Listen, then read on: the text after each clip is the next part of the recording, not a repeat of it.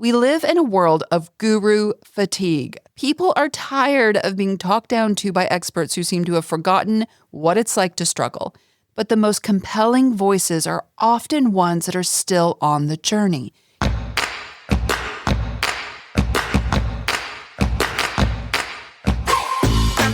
Welcome to Fearless Podcasting Academy. I'm your host, Dr. Stephanie Dean. I've always lived in two worlds, one filled with the magic of storytelling and language, and the other wired with technology and innovation. And through the years of research and teaching and hands-on experience, I've been obsessed with one question: what makes a message truly resonate?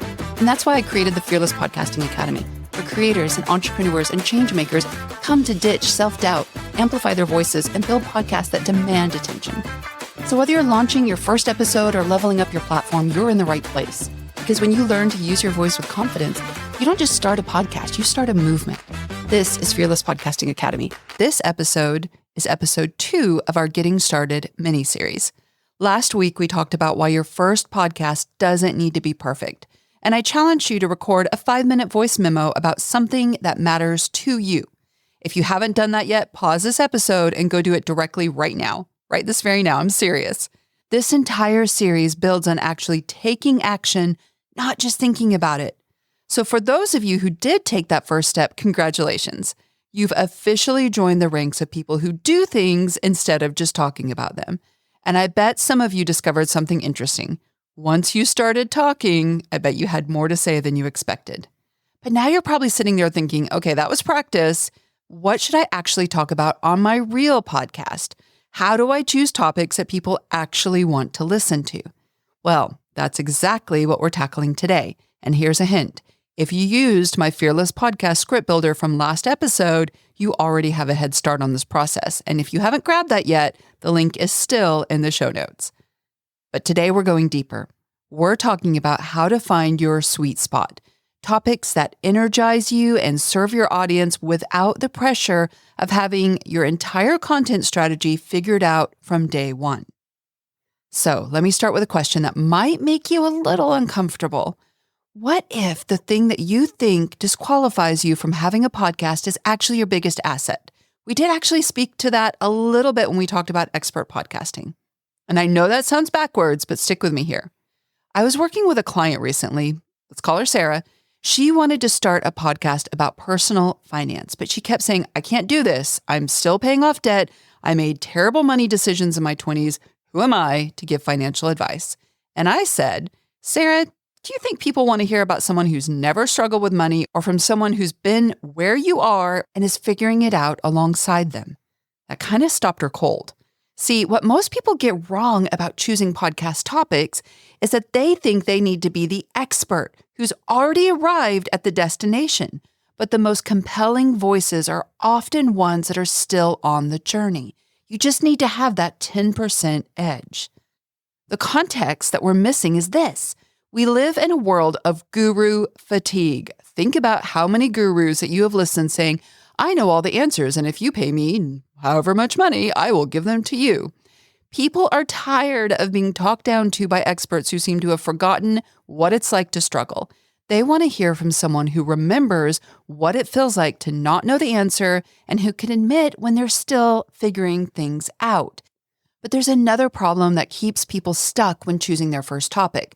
They think it has to be their life's mission. They think if they choose wrong, they're locked in forever. They think they need to find their unique angle before they can even begin. But your first topic doesn't have to be your forever topic. It just has to be your right now topic. Something you're curious about, something you're learning, something you have experience with that might be useful to someone else. The pressure to find your perfect niche is actually what keeps most people from ever starting. They're waiting for that moment of clarity where their life's purpose becomes crystal clear and they know exactly what they're meant to talk about. But clarity does not come from thinking, it comes from doing. Most successful podcasters didn't start with their current topic. They started with something, learned what they actually enjoyed talking about, and discovered what their audience responded to. That is the sweet spot, and it evolves over time. Look at Brené Brown. She didn't launch her podcast with this master plan to become a vulnerability expert. She started sharing her research on shame and courage and discovered that's what people needed to hear. The topic chooses you as much as you choose it. but only if you start somewhere. So if you're stuck trying to find your perfect topic, you're asking the wrong question. The question isn't, what's my unique angle? The question is, what am I curious about right now, but that someone else might find useful too? And I know what you're thinking. That sounds great in theory, but how do I actually choose? There are so many things I could talk about. How do I know if an idea is worth pursuing? Well, here's what most people don't realize about choosing podcast topics. The best topics live at the intersection of three things: what you care about, what you have some experience with, but also what serves someone else. So let me break this down. First, what do you care about? That seems obvious, right? And it's not just about passion, it's about curiosity. What questions keep you up at night? What problems do you find yourself thinking about even when you don't have to? What conversations do you have with friends where you just lose track of time?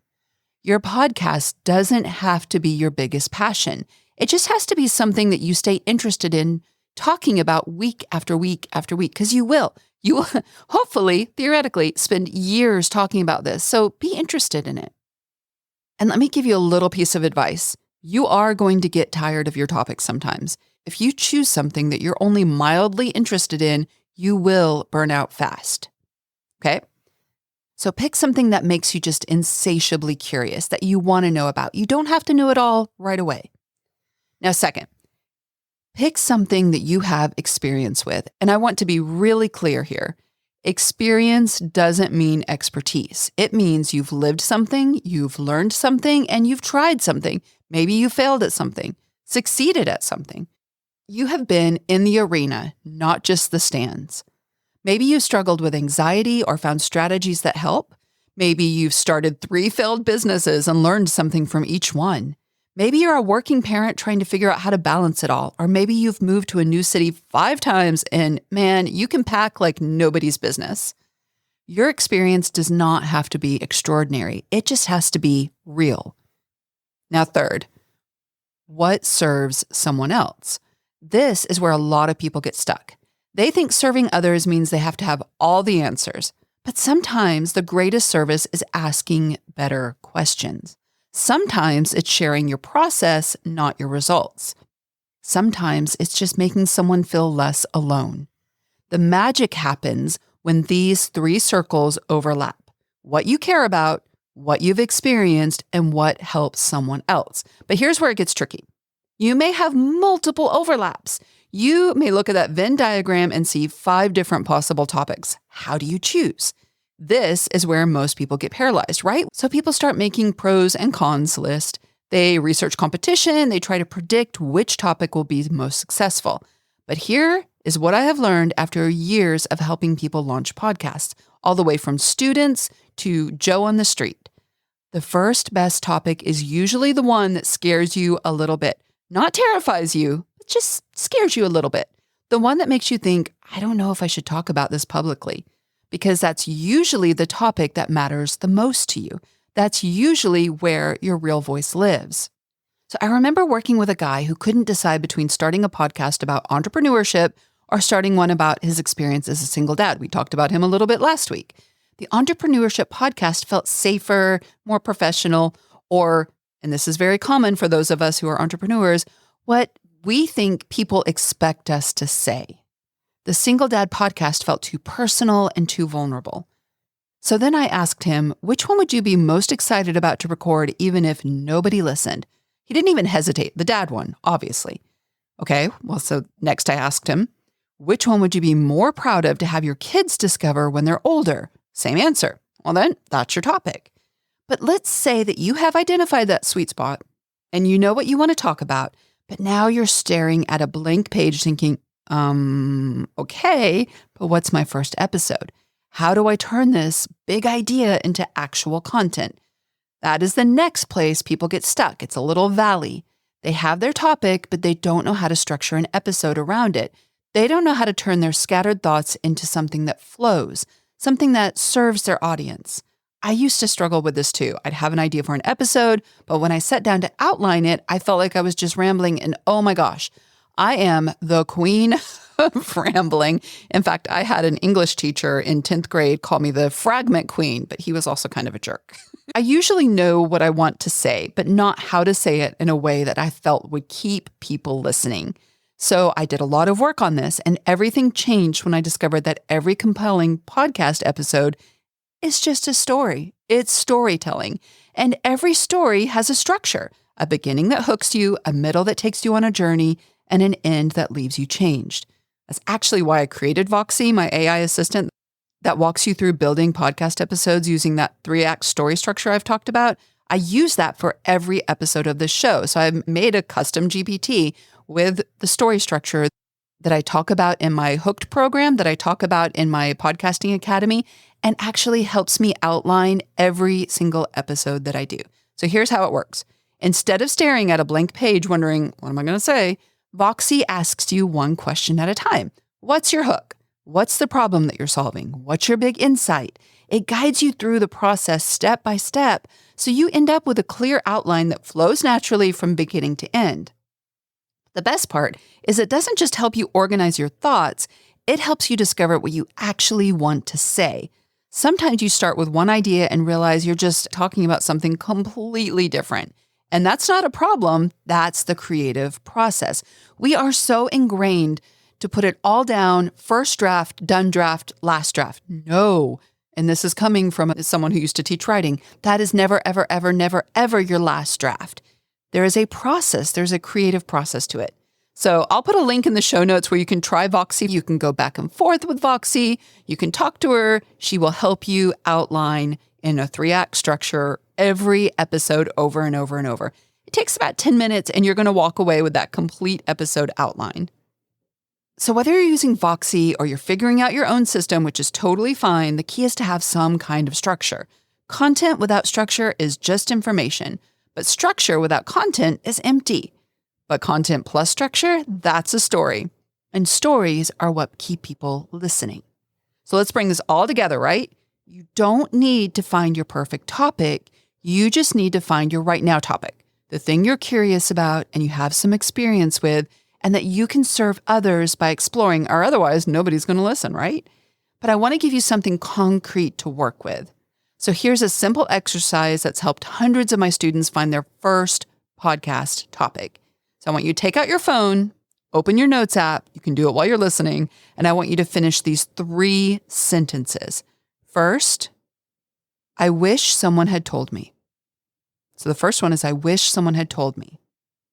Think about a lesson you learned the hard way, a mistake that you made that taught you something valuable, a piece of advice that would have saved you time or heartache. I wish somebody had told me. The second one, I keep having conversations about. I keep having conversations about. What topics come up repeatedly in your life? What do friends ask your opinion on? What problems do people bring to you? Or what questions do you find yourself answering over and over and over? I keep having conversations about what? And then third, I'm figuring it out. What are you learning right now? What challenge are you currently facing? What skill are you developing? What questions are you exploring? I am figuring out. What are you figuring out? Your podcast topic is probably hidden in one of those answers. I wish someone had told me. I keep having conversations about, and I'm figuring out. So here's the beautiful thing about this approach. You don't have to be the expert who's figured it all out. You can be the person who's figuring it out and bringing others along the journey.